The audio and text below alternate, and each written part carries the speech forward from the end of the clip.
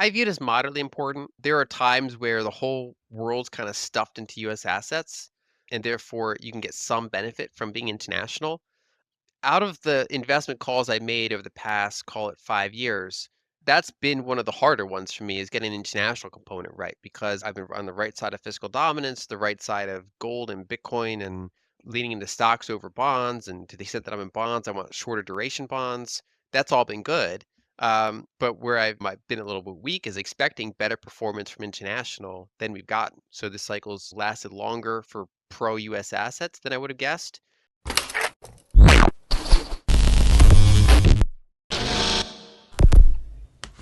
The most well-known digital asset in the world is sending signals that have never been wrong before. If the past is any indication, Bitcoin is about to have a huge rally that could leave skeptics in the dust. Does that sound crazy? One of the most well-known and respected macro analysts, Lyn Alden, just dropped a bombshell. Bitcoin's price pattern is repeating itself in a very strange way. We could see a parabolic rise that changes the course of financial history if this goes the way it always does. There is not much money in the world, and the US dollar is the most important currency in this mess. Since the US elections, the dollar has gone through the roof, putting a lot of stress on countries that have a lot of debt in dollars. This is the usual situation. A strong dollar makes it harder for money to move around the world, but history shows that it also makes it possible for Bitcoin prices to rise very quickly. Let's look into what Lyn Alden said in the interview in more detail. If you want to see more videos like this one, you should like it, subscribe to the channel, and click the bell icon. Thanks for coming. So right now, so pre-election, the liquidity situation is pretty good. And that's because, as I mentioned before, we had the Treasury offsetting the liquidity drain from the Fed. And so you had kind of a neutral to positive liquidity situation. Now, post-election, there's been a strong surge in the dollar index, and that generally impairs global liquidity because the dollar is the unit of account for the majority of cross-country debt. And anything that hardens your liability denominator compared to your cash flows is generally a liquidity draining thing. And so it's been a little bit more torn in these past few months.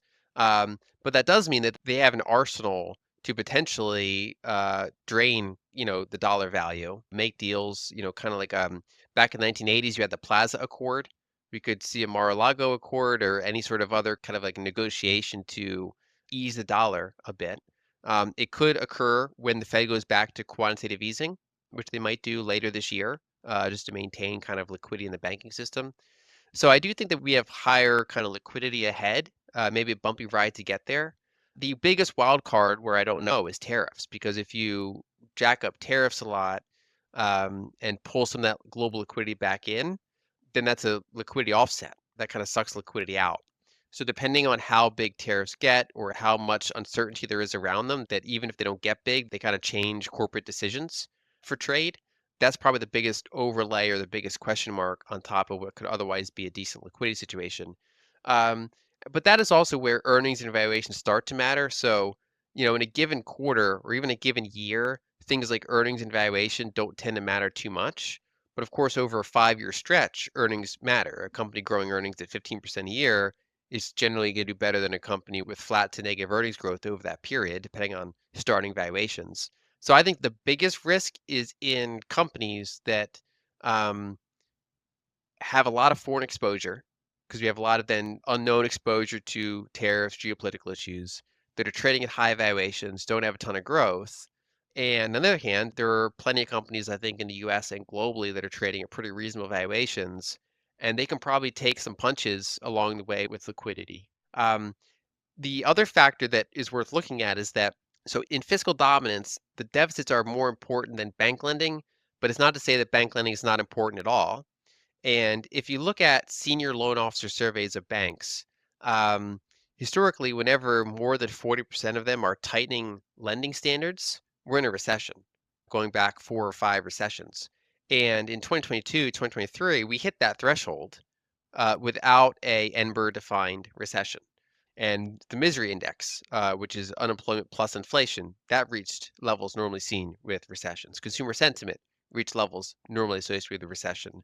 But I would argue that it was overridden by fiscal dominance.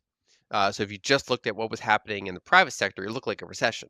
Now, we've come out of that to some extent. We don't have booming bank loans growth. We don't have like a booming lending environment, but we are off the lows that we were at a couple years ago.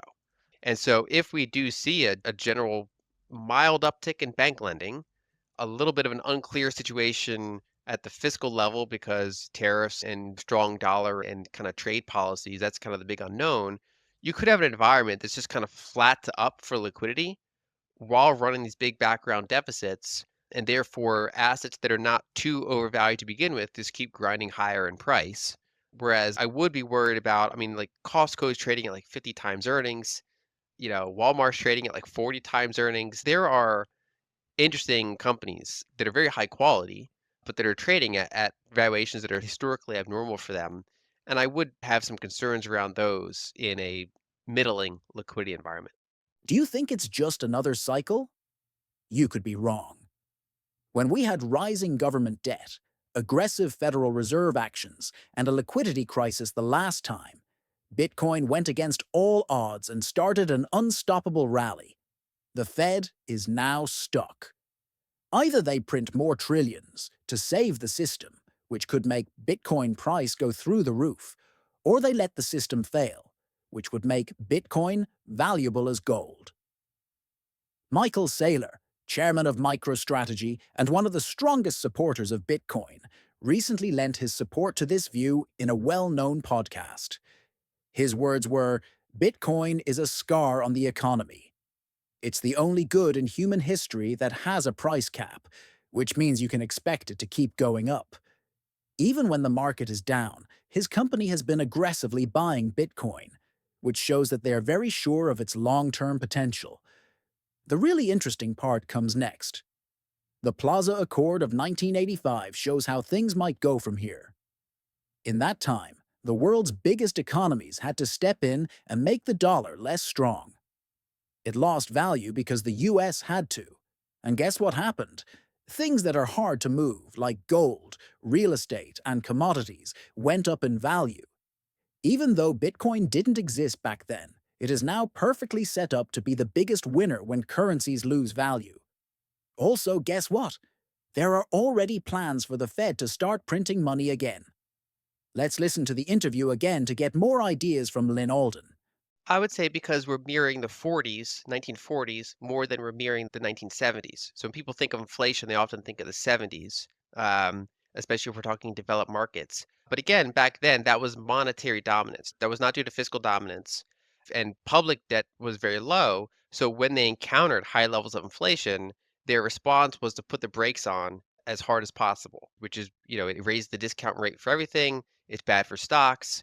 We had persistent energy shortages, so anything that is impacting the margins of equities is going to be a problem. Whereas what we saw in the 1940s, and then again in the 2020s, is not excessive bank lending, it's large monetized fiscal deficits and a very large stock of existing public debt, which effectively constrains them at being able to raise interest rates enough to combat it. So in the 1940s, they did outright yield curve control. So at one point, they had 19% year-over-year inflation, but they were locking the 10-year yield at 2.5% to basically inflate away the debt.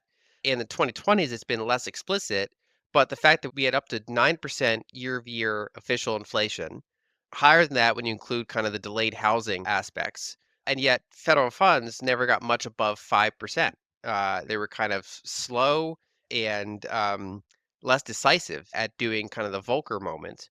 And so when you're running kind of double digit money supply growth, but interest rates are only 5%, equities are still a pretty attractive place to be in that environment. And then a lot of it comes down to whether or not there are shortages of key inputs. So basically, if you have oil shortages or similar types of structural shortages, then that is likely to impact equities negatively. Like we saw that in 2022. So we saw the oil price spike. We saw kind of the peak inflationary levels. That was not a good year for equities after a strong 2020 and 2021. But as that abated, we still have this kind of structural fiscal backdrop, but we don't have At least in the US, we don't have shortages of fuel. We don't have shortages of, that labor shortages have eased to some extent, at least at the moment. So it's not negatively impacting margins too much. And the interest rate levels are not super high to contest the valuations too much. I do think valuations are kind of rich, but effectively, nothing really throttled equities in what you'd expect from the 70s environment, and it was anything more like a 1940s environment. I do think fiscal dominance plays a role. It's not the only role, but basically, when you have structural growth of the number of dollars and things close to dollars like T-bills in the system, and you don't have major bottlenecks of energy, then that finds itself in asset prices. So we have pretty high home prices still, record high gold prices, Bitcoin over 100,000, and then yes, the leading kind of dominant companies, people are one is their earnings have been very strong because they've captured a lot of that kind of monetary growth, and then also in some of their cases, we placed high valuations on them. And then we have an extra component that we go through these kind of like dollar cycles or capital flow cycles. So at the current moment, a lot of global capital is stuffed into US equity markets, which also allows those companies to grow even faster because it lowers their cost of capital and then it jacks their valuations up relative to their earnings. So I think it's on one hand, it's a genuine technological trend that was bigger and more impactful than most investors thought. But then on top of that, we have these, kind of inflation of financial assets because that's where a lot of the money supply ends up when there's no other shortages or limited other shortages. And the fact that, that the difference in valuation between a US tech stock and a similar Chinese tech stock is very wide for a bunch of reasons. Mhm. That one's got cycles that it historically goes through. Those cycles could change. This one's already kind of lasted longer than I would have guessed. And kind of one of the main things about that is that the way the global reserve currency works is that the whole world needs dollars. They price a lot of international contracts in dollars. They often borrow if they're borrowing from an external source. It's often in dollars, even if it's a non-American lender, like a French firm might lend to a Brazilian firm in dollars just because it's the largest, most saleable liquid currency, the de facto. And that basically means that the whole world needs a steady supply of dollars to service their existing dollar debts that they owe often to each other, not to the US. And areas that accumulate a lot of extra dollars have to reinvest that somewhere. They don't just hold pallets of dollars. And it historically was the treasury market. As that became less attractive over time, they stuffed it into US stocks primarily. And so basically, whenever money's weak, people monetize other things. In many economies, that's the real estate market. In the US, we don't monetize our real estate market as much as, say, Canada or much of Europe or Australia or China. Instead, us and the rest of the world monetizes our equity market. So we take our trade deficits that we're constantly running with the rest of the world, and then they're reinvesting that into our financial assets. Now, that can eventually get to a point where everybody's on one side of the boat. There's kind of marginal ability to keep that up. And then you go through kind of a gradual balance of payments crisis and money flows elsewhere, and you get one of those emerging market boom cycles for a period of time. Haven't had one of those since the early 2000s. Um, I've been a little early on this in the past. I do think that we'll have another cycle of capital distribution in the years ahead. I hesitate to give a date because, again, I've been early in the past.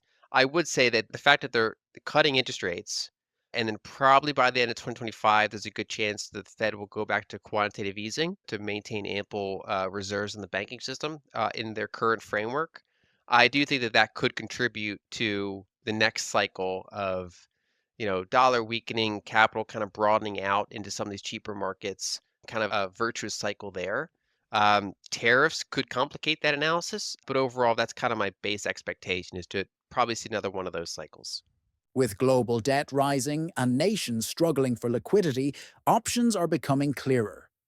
Like the 1985 Plaza Accord, devaluing the US dollar could make debt repayment easier. Also, print trillions of dollars in new liquidity to avoid economic collapse. Bitcoin will gain significantly regardless. Lyn Alden predicts that the Federal Reserve will soon flood the economy with newly printed dollars. Bitcoin's scarcity applies then. As the Fed prints money, Bitcoin will appreciate with a 21 million cap supply. Bitcoin holders will hold, squeezing supply, and each dollar printed strengthens Bitcoin.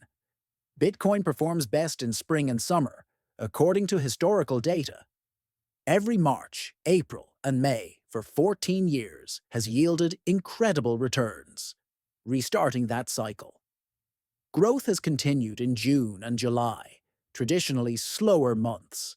In his latest tweet, crypto analyst Plan B confirmed that Bitcoin had at least 4 months with a 40% or more return during previous bull markets: 2013, 2017, 2020, and 2021. As Bitcoin nears $96,000, historical trends suggest a new all-time high. The pattern suggests an explosive rise in the coming months. The biggest Bitcoin supply shock ever is happening now. Institutional adoption is at record highs, exchange reserves are falling, and long-term holders won't sell. Bitcoin's price will explode as liquidity floods the market and supply tightens. All signs point to a perfect storm that could launch Bitcoin into new territory. Will you stay ahead or watch Bitcoin rewrite financial history? Post your thoughts, share this video, and like it. Thanks for watching. Subscribe for updates.